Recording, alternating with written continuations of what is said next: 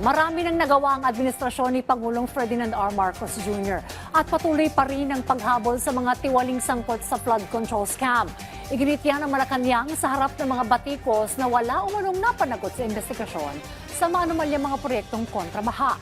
Sabi ni Palace Press Officer Undersecretary Attorney Claire Castro, hindi nagpapahinga ang Ombudsman, Justice Department at Department of Public Works and Highways na marami nang nasampahan ng kaso. Naka-blacklist na rin ang mga kumpanyang nasasangkot sa korupsyon. Mayroon na po naman nasampahan na kaso. Mayroon na pong dalawa na sasabihin natin na dating senador, kasalukuyang senador, na ngayon po ay nililitis. Although hindi natin sasabi na sila lahat ngayon ay guilty na dahil ito po ay depende sa magiging desisyon ng korte. Pero sana makita nila lahat ang naging accomplishments kahit wala pang 1 year.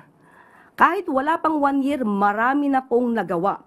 Nagkaroon na rin po ng freeze ng assets ng mga sinasabi nating maaaring sangkot sa flood control mess. So sana po ay makita nila ito at wag na masabihing walang ginagawa ang gobyerno dahil wala pa 1 taon pero marami na po ang nagawa kung ikukumpara sa mga nakaraang administrasyon.